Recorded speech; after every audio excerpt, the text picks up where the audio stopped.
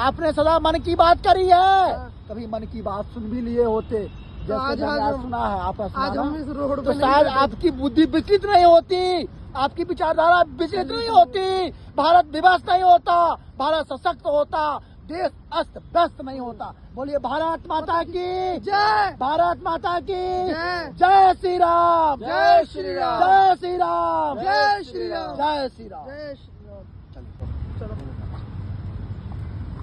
Sir, आप बहुत सही काम कर रहे हो। जो ये ऑफर आ रहे हैं ना बड़ी पार्टी हो, जैसे आप अपना पूरा खपाते रहोगे, पूरा मुंह खपा दोगे तो एक दो विधायक बनवा दोगे। ऐसी पार्टी में बढ़े जिसके आप फंडिंग बढ़िया है, पैसा बढ़िया है, कोई चीज़ की कमी ना हो।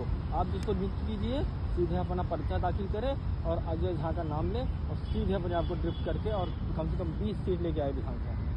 देखो बेटा, आप इतना बहुत दूर से जुड़े हुए हो, आप लोग विचारधारा को भी जानते हैं, आप लोगों से कोई चीज़ छिपा हुआ नहीं। मुझे राजनीति में बहुत ज़्यादा इंटरेस्ट नहीं है, लेकिन यह भी सत्य है कि बिना राजनीति में गए हुए इस देश में परिवर्तन नहीं लाया सकता है। और जैसे आपने बात करी इस पार्टी की, संत के भेष में आए, दरवाजे तक आए, मैंने उनकी विचार को देखा, उनका फंडिंग नहीं देखा, लेकिन मैं आपको इतना कह दूं, किसी भी ढंग से उन्होंने अपने संत के भेष में आके, भगवा भेष में आकर के दरवाजे पर दस्तक दी। इस क्रांतिकारी के मन में जो चिंगारी थी उसको और ज्वालामुखी में कन्वर्ट किया। तो भगवान महादेव की कृपा रही तो उनकी कही हुई बातें भारत में साबित होगी। और आज बहुत सारी पार्टियां मैं चाहूँ तो बड़ी पार्टियां अजय कुमार झा को अंडरटेक करने के लिए तैयार है। अगर मैं चाहूँ तो नेशनल पार्टियों को ज्वाइन करने के लिए आज मैं बात कर रहा हूँ, अगले 2 दिन के अंदर मैं ज्वाइन कर दूंगा। लेकिन मुझे कठपुतली बन के नहीं आना। इस देश के लिए, भारत भविष्य के लिए मुझे रास्ता मार्ग प्रशस्त करना है। बारंबार इस पार्टियों ने, भारत के राजनीतिक पार्टियों ने, सभी पार्टियों ने, किसी का नाम नहीं ले रहा हूँ, बारंबार छला है, बारंबार विश्वास को तोड़ा है, बारंबार देश की जनता को दुखी किया है। अगर एक देशभक्त, एक बहुत से ही बैकग्राउंड से आया हुआ बंदा भी अगर उस काम को दोहराता है तो ना सिर्फ मैं अपने जाति, कुल और अपने आप को अपमानित करूंगा, उस भारतीय सेना के शौर्य को भी मैं अपमानित करूंगा, उस शौर्य को भी अपना अपमानित करूंगा। जो मैं चाहता हूँ, जीरो टॉलरेंस। आज तक देश की जनता ने सुना है, इसको धरातल पर उतारना है, देश की जनता को अवगत कराना है। और उस संत की एक बात याद मुझे आती है, उन्होंने बोला था, इस देश की जनता बड़ी भोली भाली है, देती है तो महादेव बन के आशीर्वाद देती है और लेती है तो काली माई बन के लेती है। तो मुझे ही पता है, मेरे पास कोई न फंडिंग है ना मेरे पास कुछ है, रोड पर बैठा हुआ हूँ, जहीं बैठा हुआ हूँ, जैसे चल रहा था चल रहा हूँ। लेकिन एक समय आएगा जब मेरी विचारधारा देश के कोने कोने तक पहुँचेगी तो लोग अपने आप भारत के इस बेटे को आशीर्वाद देने आएंगे। और मुझे आशीर्वाद अपने लिए नहीं चाहिए, मैं एक बात और कह दूँ बेटा आप लोग से, 100 रुपया मेरे पास है, कोई काम नहीं, 100 रुपया मेरे पास है, मैंने 20 रुपये अपने लिए रखे, मेंटेनेंस के लिए रखे, एडवर्टाइजिंग के लिए रखे, अपने स्वास्थ्य के समझ को रखे, 80 रुपये के काम कर दिए। मैं ईमानदार हूँ, लेकिन इस देश में हो क्या रहा है, 100 रुपये में 80 रुपया अपने लिए रख रहे हैं, 20 रुपया काम हो रहा है, वो भ्रष्ट हो जा रहा है। समझ रहे हो? अरे काम भी करो ईमानदारी से काम तो करो, तुम्हारा नाम भी होगा, तुम्हारा जस भी होगा और भारत का कल्याण भी होगा। इसी पार्टी के अंदर है विचारधारा ऐसी है, इसीलिए बोला है टंकी की चोट पर। मेरे अंदर जो विचारधारा है, इस समय किसी छोटी मोटी पार्टियां छोड़ो, नेशनल पार्टियों के अंदर वो विचारधारा नहीं है तो डिबेट क्या देखे, मैं बताता हूँ भारत कैसे बदलेगा। मोदी जी को 12 महीने दिया, 12 साल दिया ना भारत जनता ने, 12 दिन अजय झा को दे दे भारत। मोदी जी, बीजेपी बदलेगा तो नहीं भारत, मैं जानता हूँ 12 दिन में बदलेगा नहीं, सुधार हो जाएगा। अब 12 महीना दे दिया तो बदल होगा, नहीं तो मैं कर देंगे नहीं, आत्मसमर्पण नहीं, मैं राष्ट्रपति जी को पत्र लिख के जीवन मृत्यु का वरदान मांगूंगा, ठीक है, उस पाप को ग्रहण करूंगा। मैं वचन देता हूँ भारत भविष्य को, आप लोग बच्चे साक्ष्य हो, वचन देता हूँ, अगर ये नहीं हुआ मैं इच्छा मृत्यु लेकर के राष्ट्रपति जी से इस पृथ्वी को छोड़ दूंगा, भारत की भक्ति से और इन सब चीजों से दूर या तो मैं पर्वत पर चला जाऊंगा। है ही नहीं किसी के अंदर विचारधारा। बेटा मैं बोलता हूँ, देखो पढ़े लिख के ज्यादा पढ़े लिखे भी जरूरी है, पढ़ाई लिखाई जरूरी है, लेकिन उससे ही पहले जानते हो क्या है, एक अच्छा मन, एक अच्छा सोच तो है ही नहीं पार्टी के अंदर।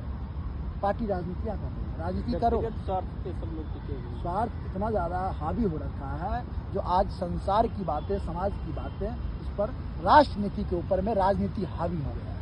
मैं कहता हूँ राजनीति कीजिए, राजनीति नहीं कीजिए, राजनीति मत कीजिए। हमारे देश में क्या चीज कमी है बेटा? संसाधन है, शौर्य है, साहस है, सब कुछ है, लेकिन आपने क्या किया? मोदी जी ने बोला हमारा देश युवाओं का देश है युवाओं का देश, नो डाउट, कोई शक नहीं है, सच तो सही है, लेकिन युवाओं को क्या किया आपने? सोशल मीडिया में व्यस्त कर दिया, सोशल मीडिया में व्यस्त कर दिया। बेटा आप एक बताओ, ईमानदारी से बोलना, देश के 80% बच्चे जो हैं आज अपने एक्चुअल गोल पर फोकस है? नहीं है। दिल पर हाथ रख के बोलना, कसम भारत माता की। सर मेन बात ये है कि जो इंसान फोकस करता है अपना 100% देता है, सब कुछ कर देता है, उसके बाद में पता चलता है कि उसको करप्शन झेल लिया, मुद्दों को इतना उठा दिया जाता है कि वो अपना 100% देने के बाद भी जिसने कुछ नहीं किया उससे एक कदम पीछे ही रह जाता है। जैसे आप देख लीजिए, भारत में जो पढ़े लिखे लोग हैं, सक्षम लोग हैं, समझदार लोग हैं, वो लोग आज अमेरिका इतना आगे क्यों बना? अमेरिका में जितने भी नासा जैसी बड़ी बड़ी जो भी ऑर्गेनाइजेशन है, बड़े बड़े जितने भी ऑर्गेनाइजेशन हैं, कहीं भी पूरे विश्व में देख लीजिए, उसमें आपको 30 से 40% जो मुख्य अधिकारी होंगे, जिसका कोर माइंड होगा, वो भारतीय होंगे। बिल्कुल। क्यों होता है? इसकी वजह है क्योंकि सरकार क्या करती है, सरकार जो मेन अपनी यहाँ बुद्धिमत्ता है, मेन विलक्षणता खत्म कर रही है। मतलब लोगों के अंदर जो क्या कहते हैं कि प्रतिभाएं हैं, उस प्रतिभाओं को भारत में संभाल ही नहीं पा रही सरकार, उसको विदेश भेज रही है, और विदेश इसी का फायदा उठा के आगे बढ़ रहा है। मैं इनकलाबी पार्टी की अध्यक्ष हैं प्रदीप तोमर जी, उनका सम्मान करता हूं, करते रहूंगा। क्यों करता हूं? जो आपने बात बोली वो बात बोले हैं। ये सरकार चाहती नहीं लोग शिक्षित बने, ये सरकार चाहती नहीं लोग सभ्य बने, ये चाहते नहीं सरकार चाहती है गुलाम बना कर रखें। ऐसी विचारधारा है, इनके आगे पीछे लोग इर्द गिर्द घूमे और ये इनको न भूखे रहने दे और न ही इनको सर्वोच्च प्राप्ति हो, न ही आगे बढ़े। ये बात सच बात है, संत की सच बात है। ये पॉलिटिकल पार्टी की विचारधारा नहीं है, उस संत की विचारधारा है। और उस संत ने मुझे बहुत ही अल्प समय में बहुत कुछ सिखाकर चला गया है, बहुत कुछ सिखाकर चले गए हैं। उनके लिए मैं सदा उनका। भारत सरकार में जितने भी सरकारी एग्जाम हुए, बड़े ऑर्गेनाइजेशन नेशनल लेवल पे इंडिया के, उसमें से मैं एक लिस्ट निकाल के बता सकता हूँ कि 20 से 25 एग्जाम ऐसे हुए हैं जो कि आज सरकार को कैंसिल करके एग्जाम कराना पड़ा। सरकार ने खुद माना है कि इसमें धांधली हुई है। और ऐसे अगर 25 एग्जाम भी मान लीजिए आप कि धांधली सरकार खुद मान रही है, तो कम से कम 100 एग्जाम तो ऐसे होंगे जिसमें सरकार ने नहीं माना होगा। अभी एक बेटी बता रही थी ऐसा कोई एग्जाम ही नहीं जो धांधली ना हुआ हो। मेन बात क्या है, इसका मुद्दा मेन आप पकड़िए कि अभी नीट का एग्जाम हुआ और अभी उसको पेपर कैंसिल करना पड़ा। मेन मुद्दा यह था कि अभी इलेक्शन था 4 राज्य में, पैसा कहाँ से आएगा?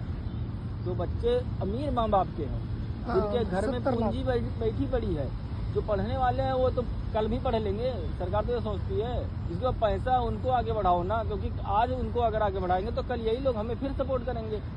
और जब निम्न तबका रहता है उसको पूरा काल से दबाया जा रहा है। अगर वो पहले ऋग्वैदिक काल था अपने यहाँ, वर्ण व्यवस्था चालू थी, कार्य पद्धति पे वर्ण व्यवस्था थी, धीरे धीरे उसको शिफ्ट करके अपने स्वार्थ के लिए ही क्या कर दिया गया, उसको कार्य पद्धति से हटा करके वंशानुक्रम अनुसार लेके आ गए।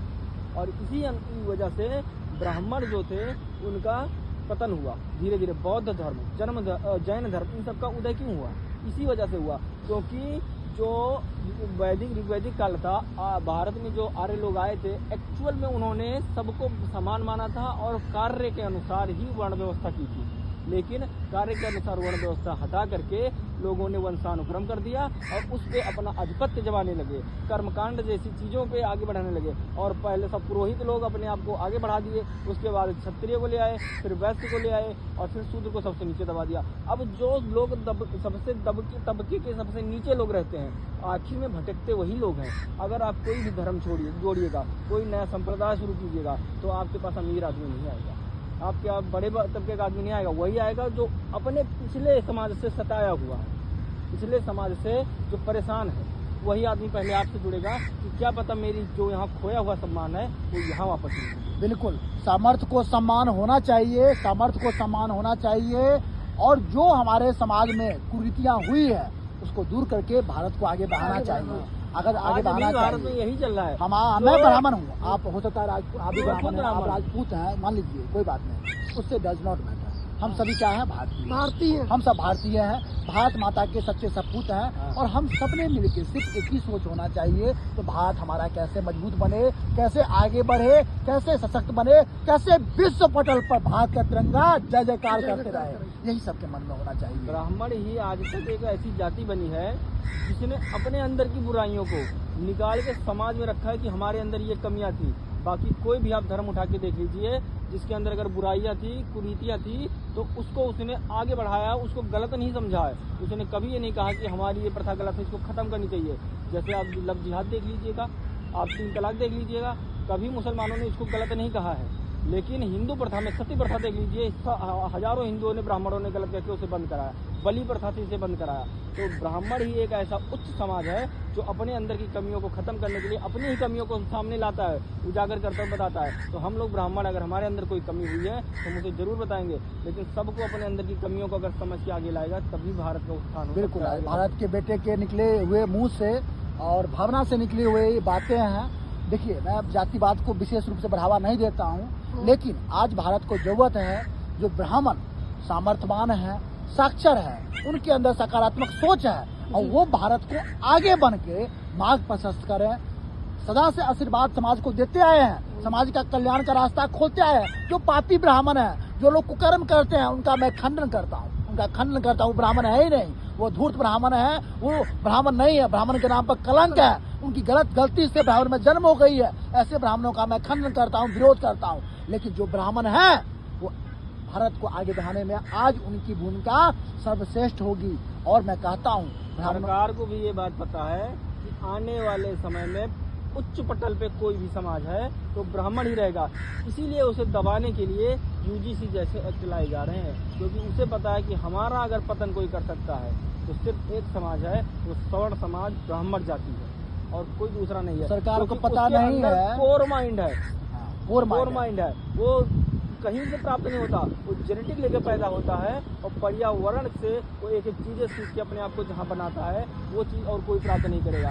अरे गधे के बच्चे को कितना भी तुम खिला दो चना, घोड़ा थोड़ी हो जाएगा, वो बिल्कुल दौड़ेगा। क्या बात है, मैं एक ही कहता क्या हूँ, बात है। देखिए सरकार ने एक यूजीसी काले कानून से लेकर के सोचा ब्राह्मणों को या स्वर्णों को दबा देंगे, लेकिन उनको पता नहीं उनके पास 100 ऐसी विद्याएं हैं, 100 ऐसी नीतियां हैं तो सरकार को सड़कों पर ला देगी, सड़कों पे ला देगी। उनके जितने सलाहकार हैं, जितने सचिव हैं, कौन है उनके, कौन है? बड़े बड़े IAS, IPS, बड़े बड़े अधिकारी देश के सिस्टम में बैठे हुए कौन है? कौन चला रहा है देश को? ये देश तो अंधा बन गया है। जो कहते नहीं, जो आज साक्षरों पर और साक्षर और शिक्षित लोग कमांड कर रहे हैं, कहते हैं खुदा मेहरबान तो गधा पहलवान। जी वही बात हो रही, खुदा मेहरबान तो गधा पहलवान बन रखा है। लेकिन अब वो विचारधारा है भारत की। देखिए, एक सर्वेक्षण कर रहे थे, आए थे कोई पार्टी पॉलिटिक्स करने के लिए नहीं आए थे, बच्चे बैठ गए, बोला सर वीडियो बनाते हैं भारत के लिए। हमने वीडियो बनाया, भारत की जनता देखे, ये देश की भावना है, देश की भावना है जो आज जगह जगह पर लोगों के मन से निकल रही है। हम इन भावनाओं को प्रणाम करते हैं, इनका सम्मान करते हैं और मोदी से ये कहते हैं आपने सदा मन की बात करी है, कभी मन की बात सुन भी लिए होते, जैसे आज सुना है आपका सुना, तो शायद आपकी बुद्धि विचलित नहीं होती, आपकी विचारधारा विचलित नहीं होती, भारत विवश नहीं होता, भारत सशक्त होता, देश अस्त व्यस्त नहीं होता। बोलिए भारत माता की जय, भारत माता की जय, जय श्री राम, जय श्री राम, जय श्री राम, जय श्री राम, जय श्री राम। जय श्री